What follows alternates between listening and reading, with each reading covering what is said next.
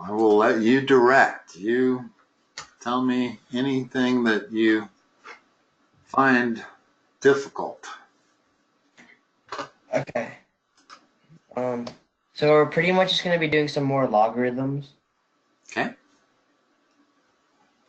So the first problem is x equals log base 4, and then the I don't know how to say this. It's like Argument? no, it's 5. Like it's like a cube root, but except it's 5 of 256.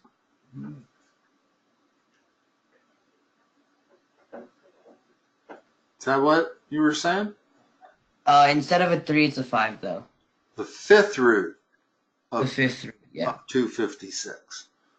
Okay. Okay. Keep going. Or That's it. that's it? Yeah.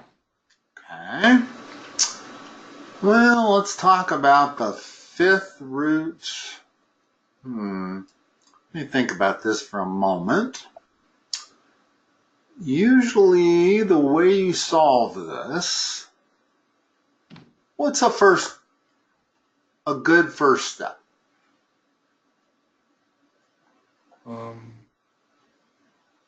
Solve the fifth root of 256. Yeah, that's not bad. What do we know about fifth roots? That's the only thing I can think of to do for starters. I mean, we do know this. We know that 4 to the x is equal to 256 to the 1/5. So just by turning it into exponentials helps a little bit.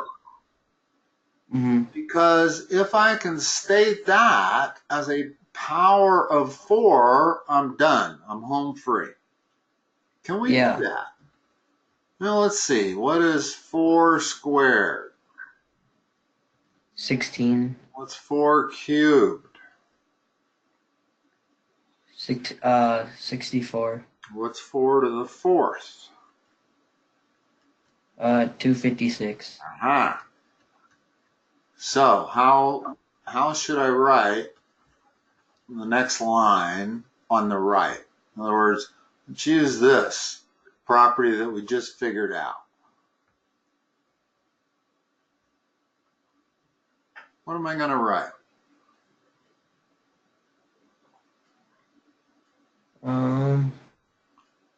When you see problems like this, what you want to do is find a common exponential base. In other words, I can write that as 4 to the 1 power. Can I write 256 as 4 to any power? Yeah. Yeah, we just proved we could. So the left I don't do anything with. On the right, instead of 256, I write it like that. To the 1/5. Now, what can we do? You can cancel the 4s. No, can't do that. Not yet. Apply the rules of exponents to that. What is that equal to?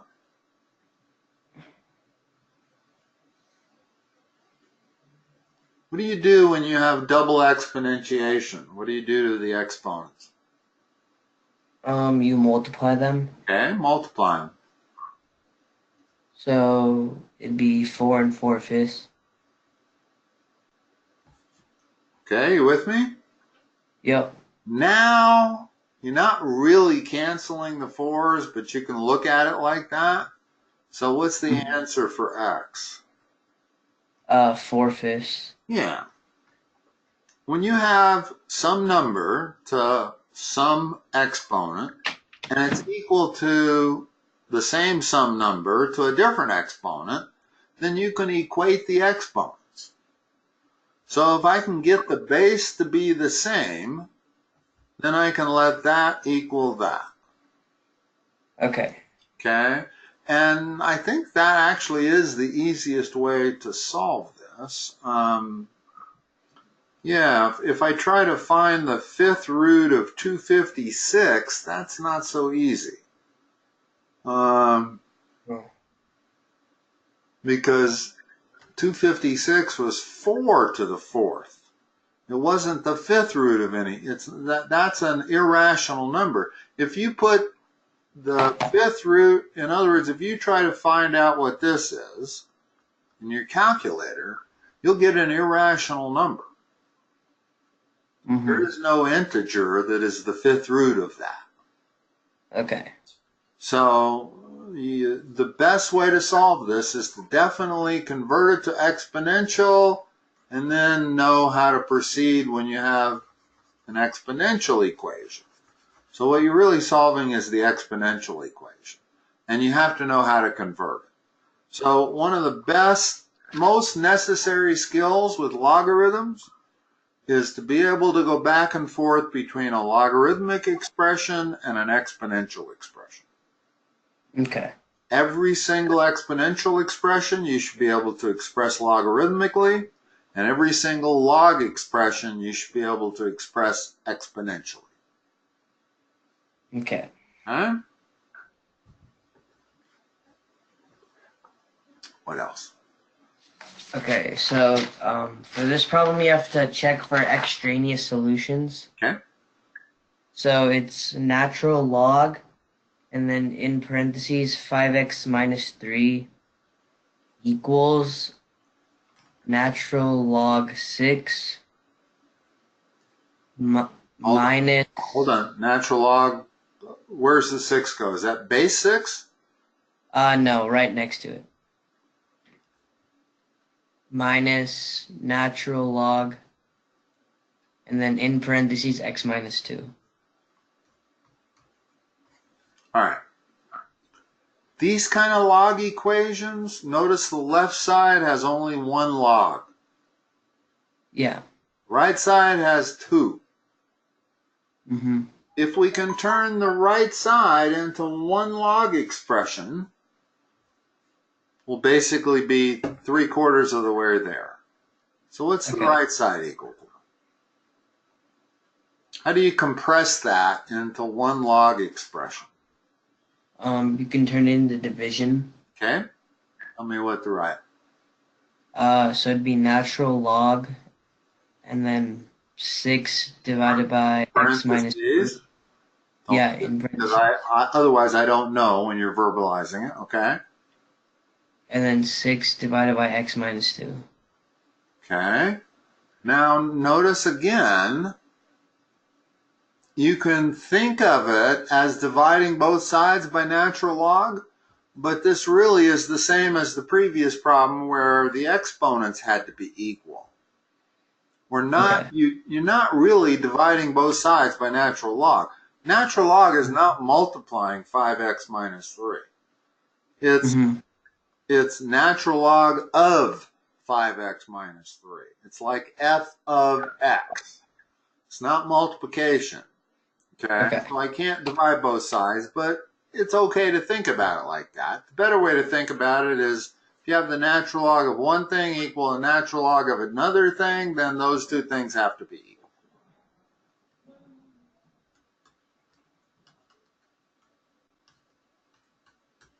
What next?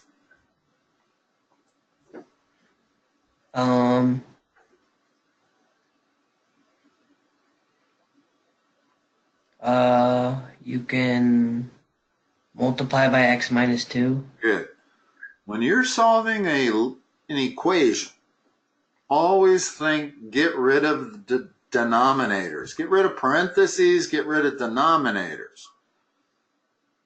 Okay? So as soon as we multiply both sides by x minus 2, we no longer have any denominators. So what's the left side turn into?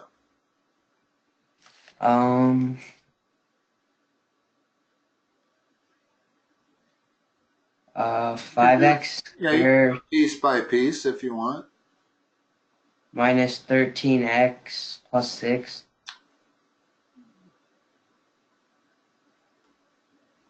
That's the way I prefer you to do it, is how you just do it. Okay? Now what? You can bring the 6 over. Okay.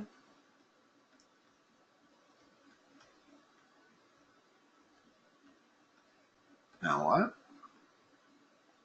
Then you can bring the 13x over. Actually not.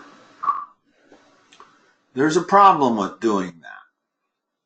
Because your next step is going to be divide by x, right?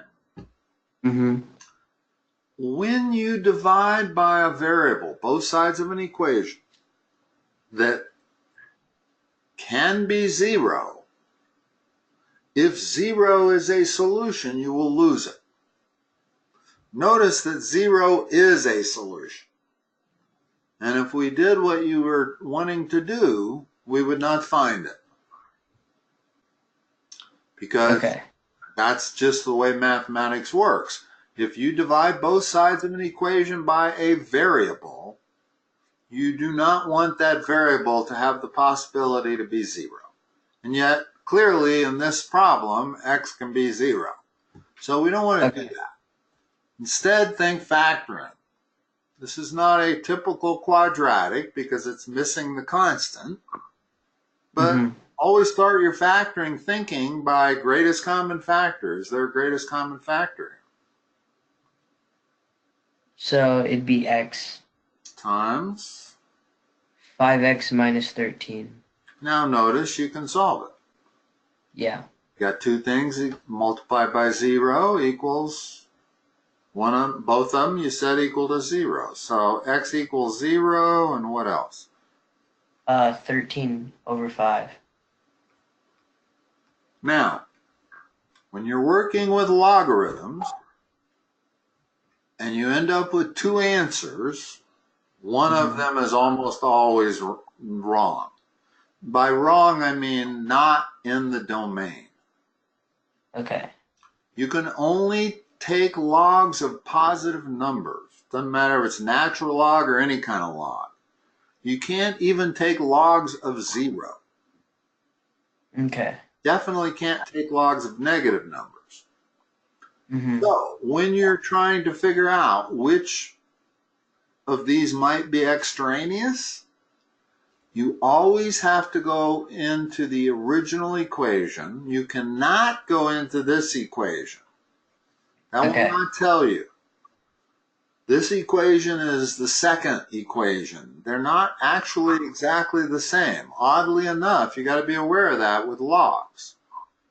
Is equation or row number 2 is not exactly the same as row number 1, and you'll find out.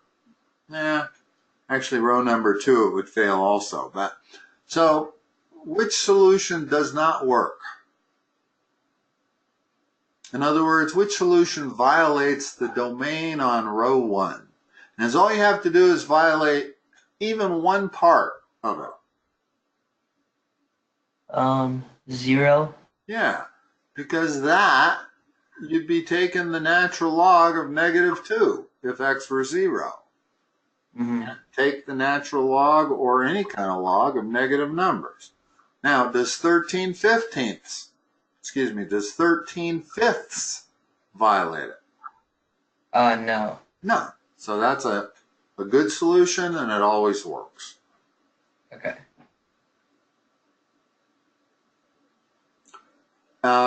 There are 3 types of things that produce extraneous solutions. Radical signs, absolute value signs, and logs. Whenever you are solving an equation that involves these 3 things, that's where you have to be on the lookout for extraneous solutions. Okay. It's rare that you get an extraneous solution without those 3 things. I'm sure somebody could probably give me an algebraic expression that has an extraneous solution that doesn't have a radical sign or absolute value or log, but it would be tough. What else you got? Okay, the next one is log base 9, and then in parentheses x minus 8 plus log base 9, and in parentheses x minus 8 equals 1.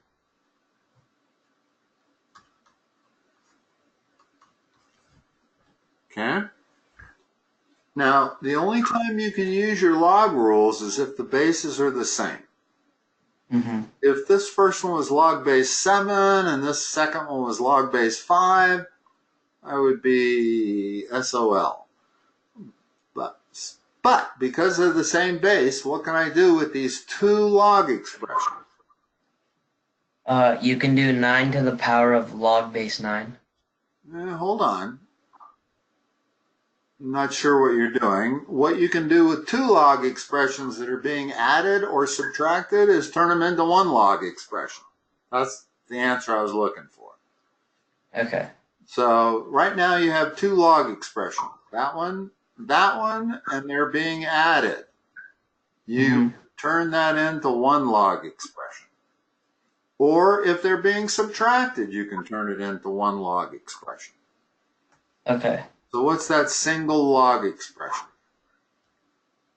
Log base 9. And then x squared minus... Actually, x minus 8 times x minus 8. Okay. Okay? Don't need this second set of parentheses. When you see this expression, the argument is x minus 8 squared. Okay. Okay? So, that's equal to 1. Now, once you get a single log expression on one side and a number on another, try converting it to exponential format to solve it. Okay. So convert that to exponential format.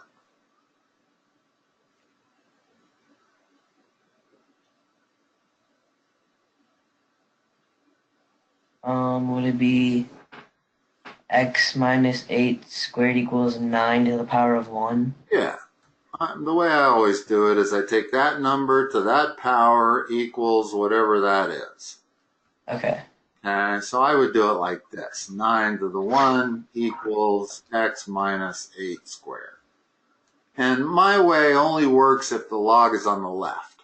If the log is on the right, it doesn't work. But most of the time, the log's on the left. Okay? Now, can you solve that equation? Yeah. First step. Square root both sides. Okay, what do you get for the next line?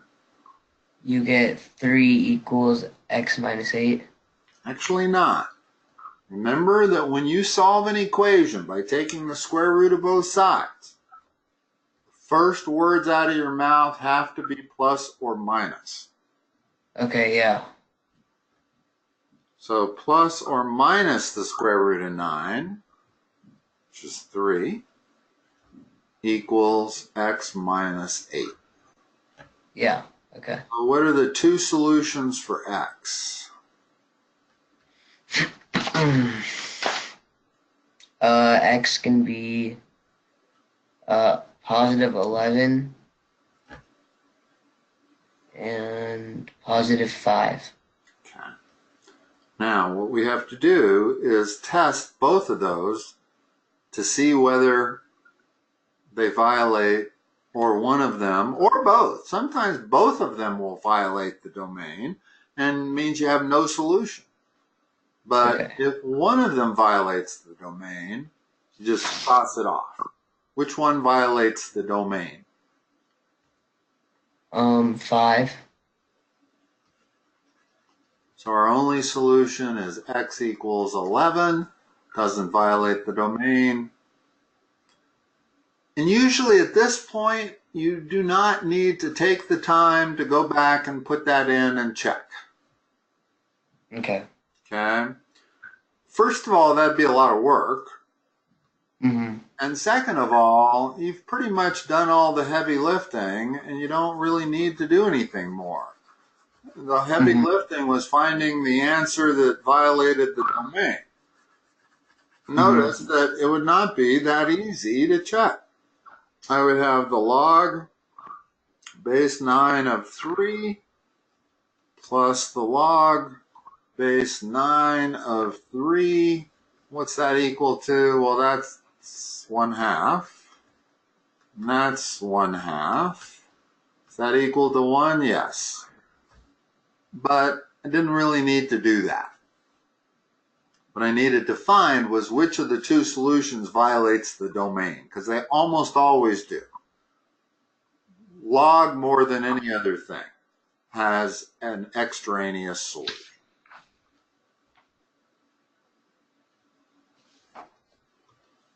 Okay, so for this problem, it's natural log e to the power of x minus natural log e to the power of 3 equals natural log e to the power of 7.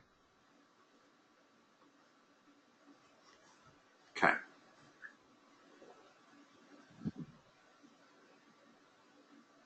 I guess you can do this the normal way. Yeah. Go ahead and do this the normal way, and then we need to talk about something. So let's do this exactly the way you would do it if you were doing like the other problems. Turn the left side, which has two natural log expressions, into one expression. Okay, so it would be natural log e, and then in parentheses, x divided by 3.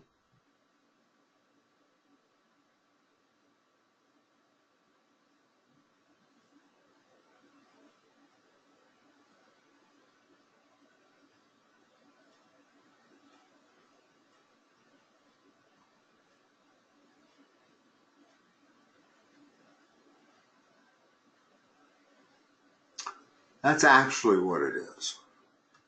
Okay.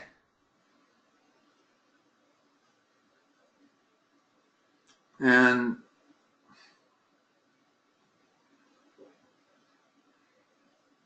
well, let's do it this way, and then let's talk about doing it an easier way. Okay. This is confusing because natural log means base e. Okay? That's what its definition is. So what's the argument of the first term? E to the power of x. Yeah. And the argument of the second term is e to the power of 3.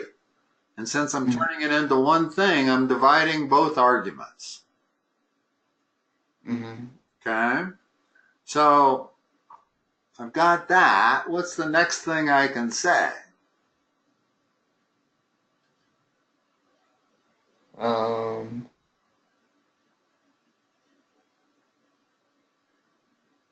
Got the natural log of one thing equals the natural log of another thing.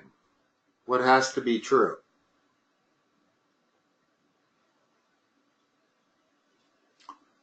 Those things have to be equal.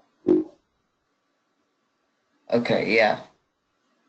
In other words, like I said, you can think of it as dividing both sides by natural log, even though that's not really correct, but it gets the job done. Meaning,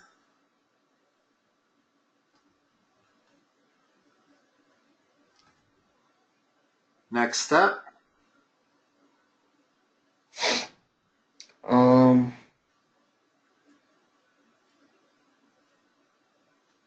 You could get rid of your denominators, always.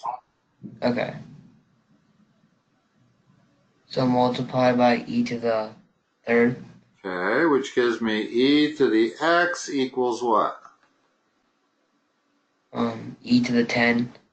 What's x equal to? X is equal to 10. Now, we only got one answer.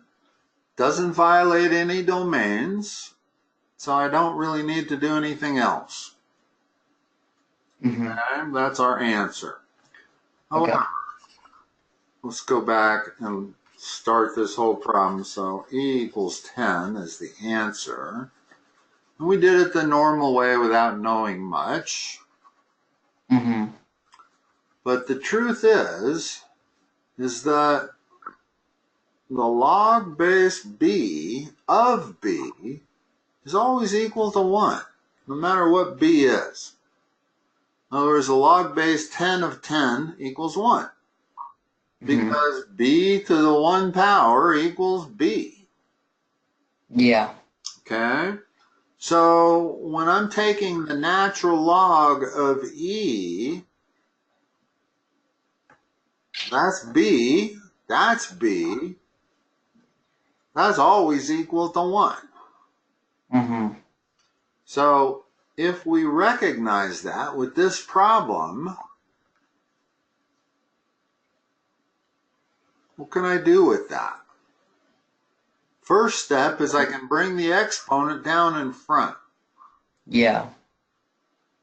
And then what's that equal to? Natural log base e. And then No, that's equal to 1. So it'd just be x. Right. What can I do to this? You can bring the 3 in front, so it's just minus 3. What can I do to this? Bring the 7 in front, so it's just 7.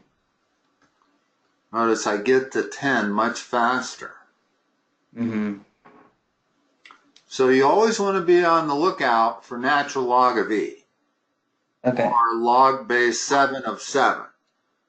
Or log of 10. That's log base 10 of 10. Those are always equal to 1. Okay. And that was absolutely the faster way to do this rather than the first way we did it. All right. What else? Okay, so this one you have to condense to a single logarithm. Okay. 7/5 log to the base n of log to the base n like that? Yeah. Okay. And then 8p squared. But there's no parentheses. Plus. Okay, and that is important. Because now the argument is 8p squared. Plus 3/7 log base n of 64p squared. All right, we have to condense it. Means we've got to put it into one log statement. Yep. So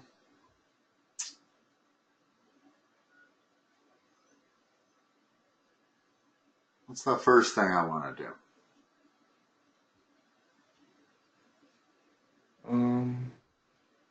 You want to bring 7/5 up to 2? I think so. Let's do that. So tell me what to write. And I want to bring 7/5 up to be part of the exponent, and I want to bring 3/7 up to be part of the exponent. Yep. So tell me what to write. Log base n of 8p to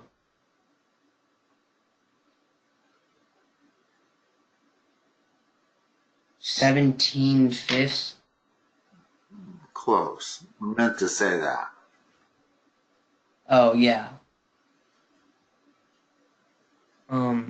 Plus log n, or log base n, 64p to the power of 6/7. Okay.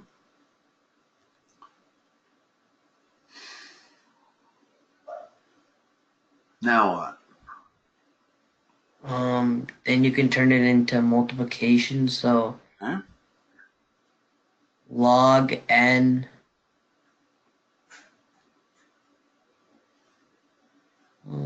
Just go ahead and fill in the blanks, and then we'll look at simplifying it. Okay. That's the easiest way to do it. 8p to the power of 14/5 times log base n 6. Not log. It's just the argument.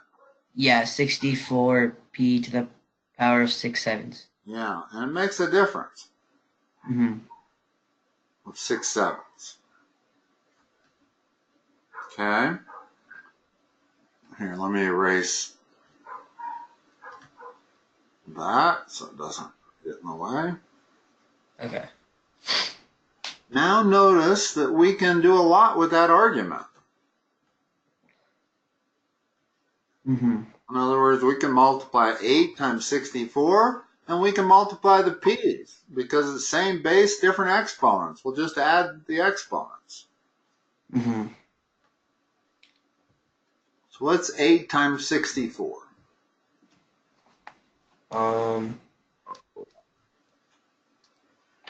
512. Now add those two exponents. Here, I'm going to do it in blue over here. I don't know if you are allowed the use of your calculator is not going to help here. It would be 100 over 35. Is that what it is? Good. You sure? In other words, I'm not doing it on my calculator. So I presume you found a least common denominator of 35? And then added it to whatever these two numerators will, not 14 and 6, but the new numerators? Yeah. And so you're telling me it's 512 times p. What's the new exponent? 100. But yeah. There's your answer. You've condensed it as far as you can go. Now, a similar answer, if you wanted to take that exponent down in front, not sure this is part of the simplification. I don't actually think it is. But if you're looking at multiple choice, and this is the only answer, then this is the way you'd want to know you could do this. Okay. So that's another possible way of expressing that same answer. Okay. I don't know. Do you have multiple choice tests? Is that what they are? No. Okay. Well, then I think this would be the one I would give. Okay. I don't think you have to bring that exponent down to simplify it. What you do have to do is simplify what's in the argument, if you can. Okay. Okay. All right. Now, hold on. Let's see. Yeah, that was all there was to that problem. Okay. Okay, for this problem, you have to simplify as much as possible. Compress? So it's 1/2. Hold on. Does it say compress or expand? It just says simplify as much as possible. Okay, cool.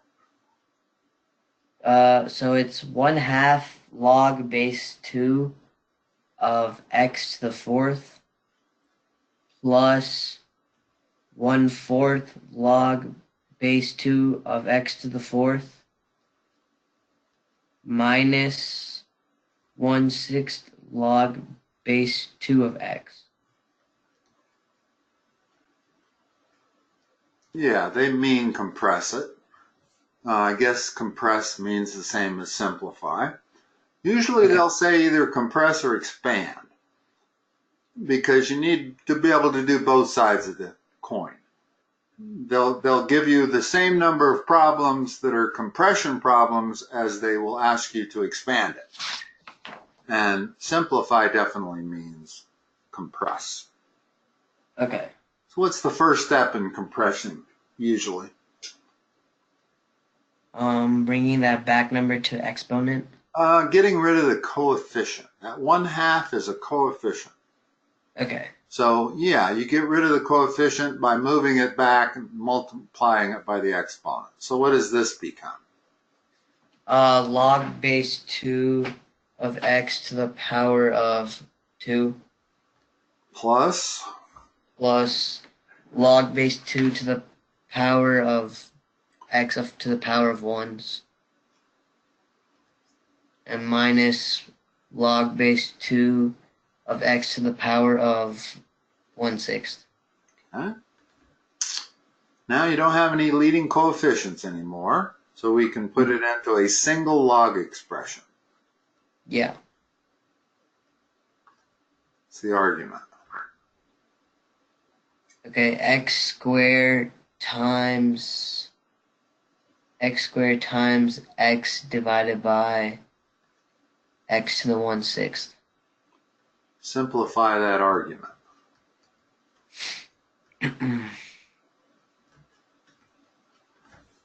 Okay,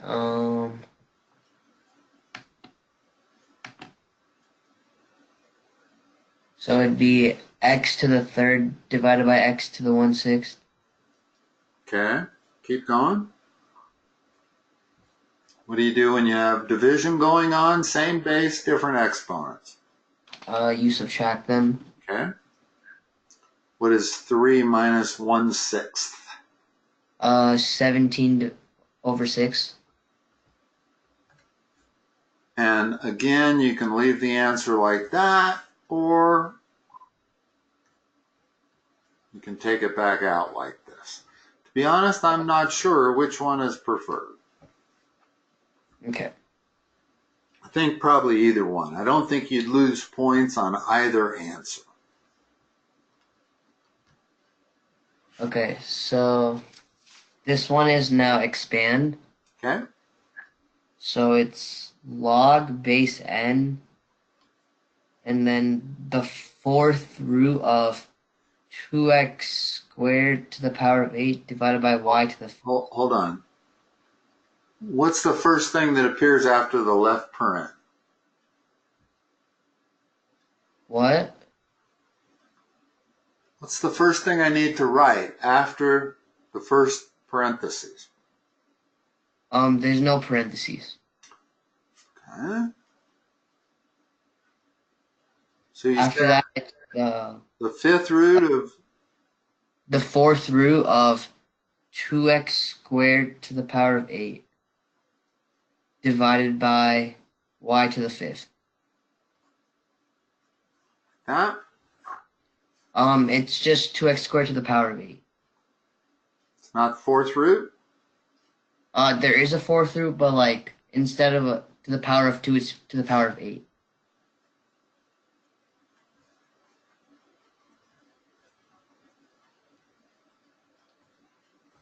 Like this. Yep. So the fourth root of 2x to the 8th divided by y to the 4th. The whole thing is a square root, though. Like that. Yeah. Okay. What's a better way to write this? Radical signs don't work very well in logarithmic expressions. In fact, radical signs don't work very well in any math higher than log. When you get to calculus radical signs, you don't want to write stuff as radical signs. You want to write it as a fractional exponent. Okay. So how do I write that radical sign as a fractional exponent?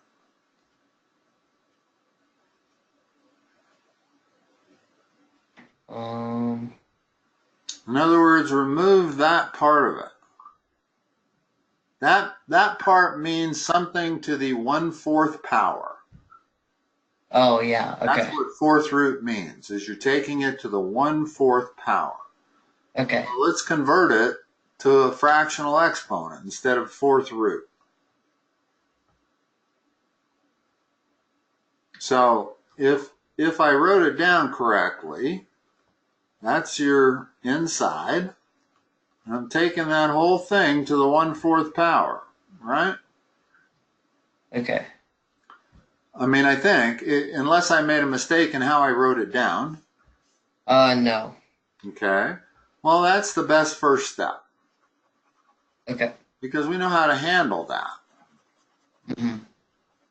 It's the first thing I can do.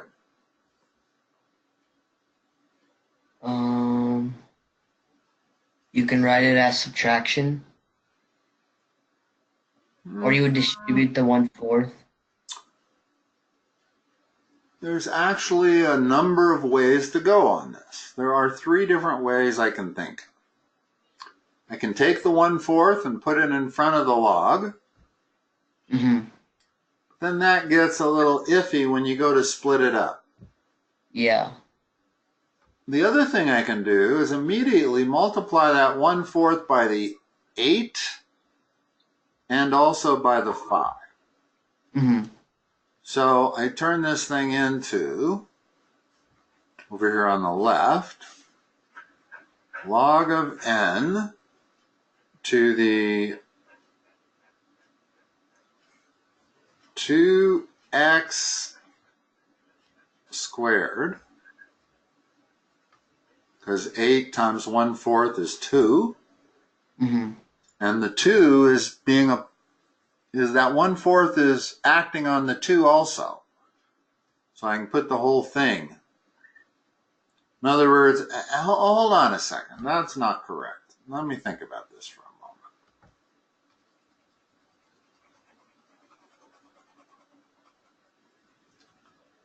According to the way I've written that right there, the 2 is not being taken to the 8th power.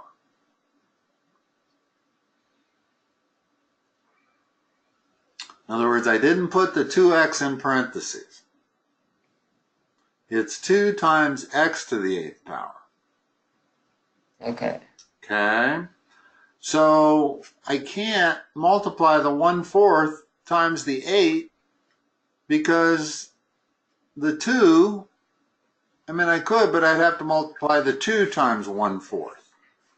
It's not going to be 2x total squared. Okay. Okay? And since it's confusing to go that way, first of all, did I write it correctly? The 2 is not being taken to the 8th power, correct? Yeah. Okay. So to solve this little problem that just developed, you know what? Now let's keep going in the same direction, and then we'll go try it the other way and see if that's easier. All right, here's what I'm going to do.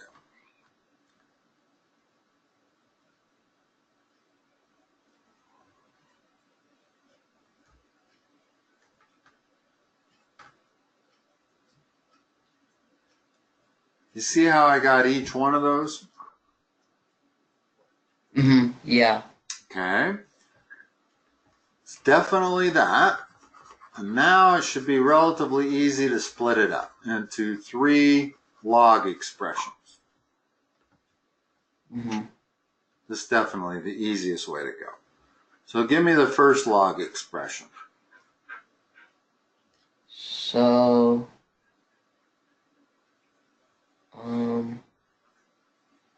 You can do it piece by piece. You don't have to do multiple steps at once. okay, so it would be log, In fact, that's the easiest way to do it. Just take that. That's your first argument. okay, What's the next part? x squared. Hold on. What do you mean? Like that? Mm-hmm. No. We are splitting this up. Oh yeah, so times x squared. No. It's addition.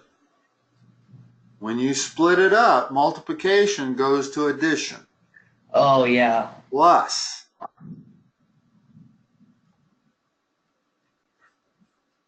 What goes next? X squared What goes next? minus y to the, Not y. or log base n y to the power of 5/4. Okay. Now, when they've asked you to expand, you do have to do that last step, which is to bring those exponents down as coefficients. Okay. Which means that when they ask you to simplify, you don't ever do that last step. Remember on the previous problems I was saying either answer is correct? Yeah. clearly that's going in the wrong direction. In other words, when we are expanding, we always bring that exponent down in front. So that when we're condensing or simplifying, we're not going to do that. Okay. So what's the final answer? So 1/4 log base n 2 plus 2 log base n of x minus 5/4 log base ny. Perfect. That's definitely the expansion. Okay. Okay. And, oh, I know what I was thinking of doing here. You know what? This is the way to always do it. Okay. It's really, really easy to make a mistake here because I almost made one. I almost started with 2x quantity squared, and that was not correct. I had to be very specific that the 2 was not, in other words, the 2 is only to the 4th root. Anyway, all right, what else?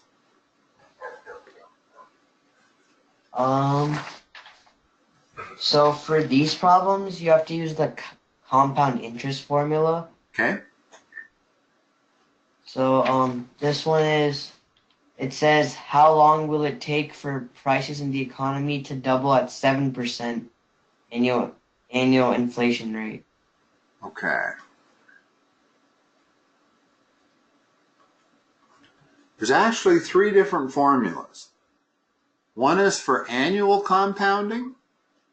One is for continuous compound. Well, no, the second one is for more frequently than annual, like if you were compounding monthly.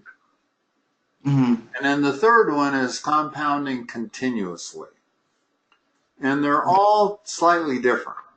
The simplest one of all is the annual compounding. That is, the amount you will have is the amount you started with times 1 plus the interest rate all to the number of years power. Okay. Okay. Now, what y is the amount you'll have after t years passes. Okay. R is 0.07. Okay. Now, when they say double, what is y going to be?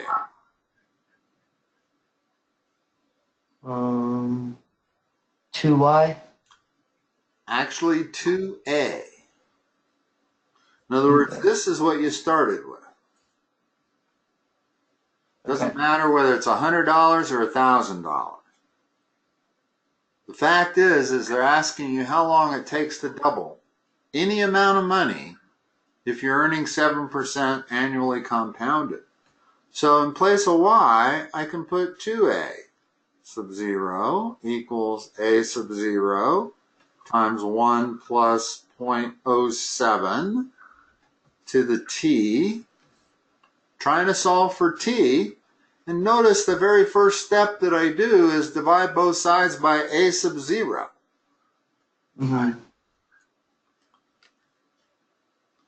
So what that gives you is 2 equals 1 plus 0.07 to the t. I don't need that plus. I can just make that 1.07. Now how do I solve that? In other words, you now have an exponential equation. You can't solve this algebraically. When your variable is in the exponent, you have to solve it a different way than algebraic. Okay. Would you have to use log? Yes, always. Well, not always. Sometimes you can get away without using logs, but not very often. Only if the problem is perfectly structured do you not have to use logs. And it's never that way with these kind of problems. You always have to use logs with these kind of problems. So what's the next step?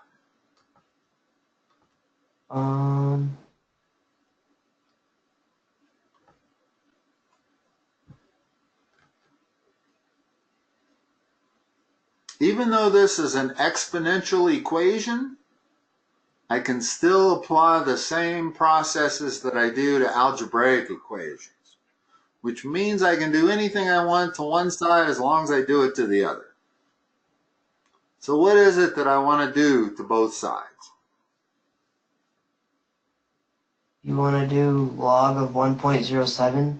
I want to take the log of both sides. I don't want to just take the log of 1.07. I want to take the log of both sides. I'm always allowed to do that. Okay. I can take the log any base. Well, I'm going to use natural log. It's always the most efficient way to do it. So there, I just took the natural log of both sides. Now, using the rules of logarithms, what can I do to that?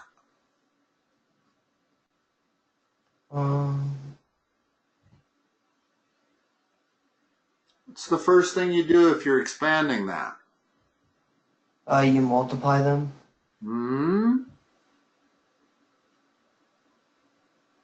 You bring the exponent down in front as a coefficient. Oh, yeah, okay. Very important.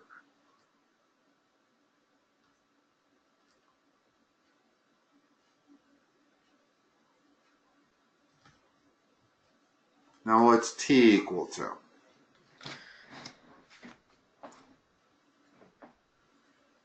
T is equal to divided by natural log of 1.07.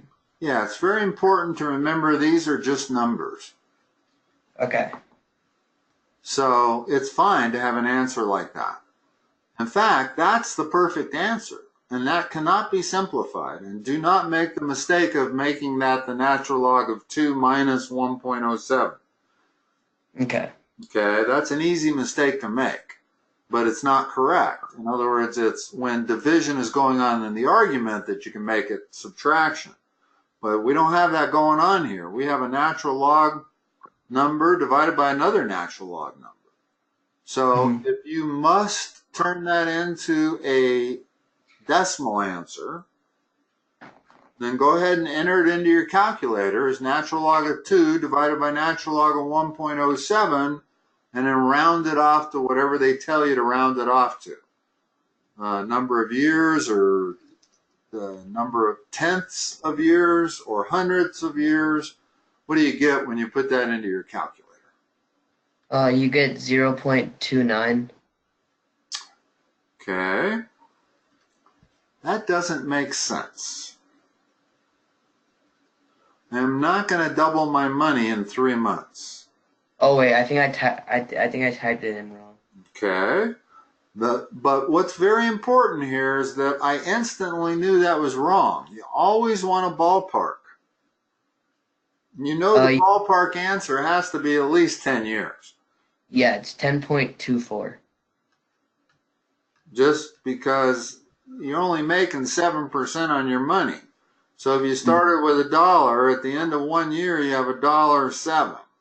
Nowhere near doubling it. At the end of 2 years, you have $1 point, maybe 15 or 16. Still not even close to double. So you do not double your money in a third of a year at 7%. Okay. It does take 10 years.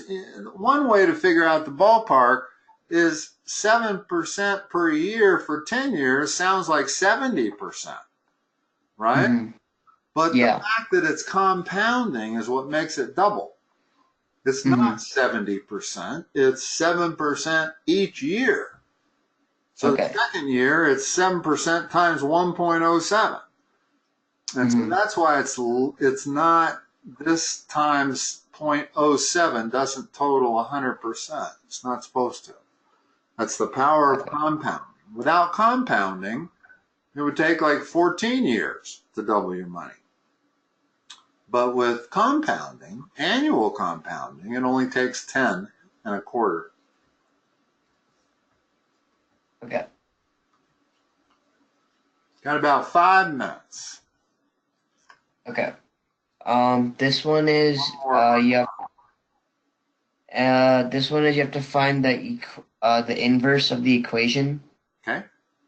So it's f of x equals 6x to the power of 3 minus 7. Like that? Yeah.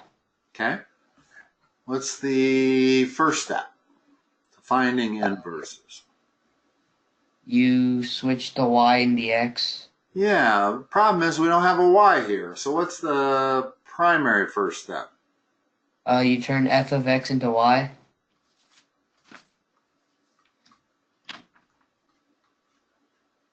You don't really have to do it this way, but I've found that this is probably the easiest way, is to turn f of x into y for starters. Okay. Now what? Then you switch x and y.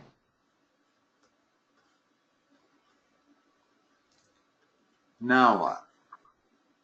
So you're gonna solve for y, Very good. and then you add 7.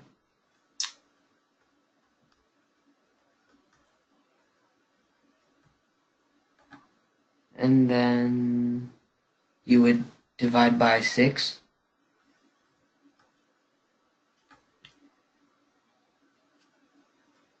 And then would you cube root it? Yeah, and probably the easiest way to do that is using the radical sign. Okay. So that's what y is equal to. But notice the only problem with this method that I don't like is this y is not the same as that y. Remember, I switched the variables. Yeah. So the second y at the bottom is really y inverse. So once you switch the variables, you really should change the y to y inverse. So really a better way to write that line would be like this. X equals 6y inverse. Problem is then it's not clear what you're doing when you say cubing that. You're not going to multiply those together. So that's not such a good idea to do. Okay. There's nothing wrong with this method here, as long as you don't confuse this y with being this y down here. The bottom y is the inverse function. So this y is really f inverse of x. That's the proper way to write it. Now, let me just show you one last thing here that alleviates this whole problem of y's. And I don't actually have to introduce y here at all. What I can do is switch the variables immediately.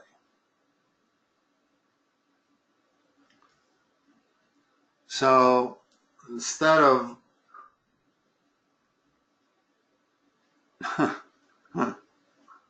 so x equals 6 times f inverse of x minus 7.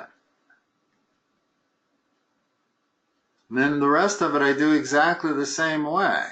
X plus 7 divided by 6. No, I screwed up somewhere. No, it's better not to do it that way, because you get this exponent ends up getting confusing with the inverse sign. In other words, f to the minus 1 does not mean f of x to the minus 1. It means the inverse of f. That's completely different than a -1 exponent. Okay, so it's not good to do it. The best way to do these is definitely to turn it into y, switch the variable, solve for y, and the last y you solve for is your inverse function. So you can write that thing as f inverse of x after you solved for it. Just make sure you keep it straight, that it's not the same. Okay. Ved, been very nice working with you. Good luck on your final. I hope I've helped. And what are you taking next year? trig, and what do you take after Algebra 2 trig? No, what do you take next year? You're going to take Calc AB, aren't you? I'm taking trig PreCalc. Trig PreCalc, okay. All right, that makes more sense. I like that idea.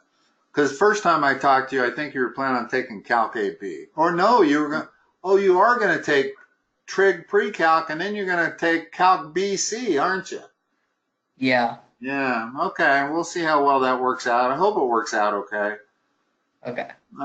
You'll get enough Calc AB next year. Okay. Trig PreCalc, when they talk about PreCalc there, it's mainly calculus. Okay. And it's going to take the place of Calc AB. So you should be fine doing that. They know what they're doing. Okay. But I can be quite helpful next year also to you. Okay. And in Calc BC also. So I'll tell you what, have a good summer, and hopefully we'll talk to you next semester. Yep. Thank you. You're welcome.